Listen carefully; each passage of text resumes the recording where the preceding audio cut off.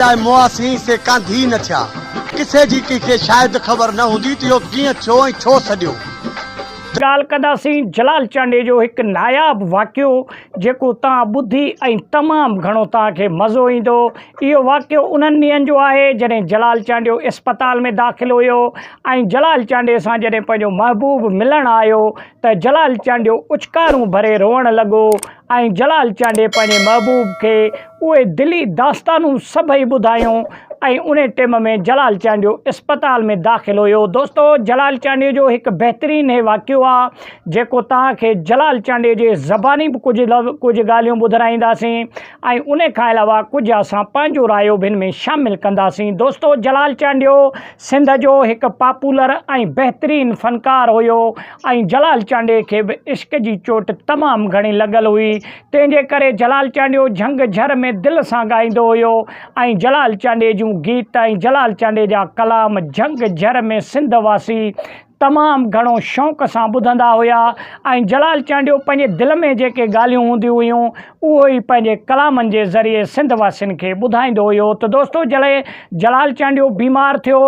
जलाल चांडियो जॾहिं इस्पताल में दाख़िल हुयो, जॾहिं जलाल चांडे सां पंहिंजो दोस्त ऐं पंहिंजो महबूब जॾहिं मिलणु आयो त जलाल चांडे उन सां इहा मयार कई त जंहिंजे लाइ मुआसी उहे कुल्हे कांधी न थिया। दोस्तो जॾहिं इस्पताल मां जलाल चांडियो निकितो ॿाहिरि त पहिरों गीत जेको जलाल चांडे रिलीज़ कयो हुयो उहो इहो ई गीत ॻायो हुयो त जिन्हनि जे ख़ातिर मुआसी उहे कुल्हे कांधी न थिया। दोस्तो इहो जलाल चांडे जे ज़बानी जेके जलाल चांडे शिकवा ऐं जलाल चांडे जेके दिलि जूं पंहिंजूं ॻाल्हियूं ॿुधायूं उन टाइम ते उहे बि तव्हां सां शेयर कंदासीं ऐं जलाल चांडियो तमामु घणो जेको आहे सो उनखे ॾिसी पंहिंजे दोस्त खे तमामु घणो ॾुख में बि थियो ऐं तमामु घणी उनखे ख़ुशी बि महसूसु थी त इस्पताल में मूंसां दोस्त पंहिंजो मिलणु आयो। दोस्तो जॾहिं जलाल चांडियो दाख़िल हुयो इस्पताल में त तव्हांखे अॻु में बि ॿ टे वीडियो असां ठाहे शेयर कयासीं त जलाल चांडे सां सवनि जी तादाद में माण्हू मिलणु ईंदा हुआ।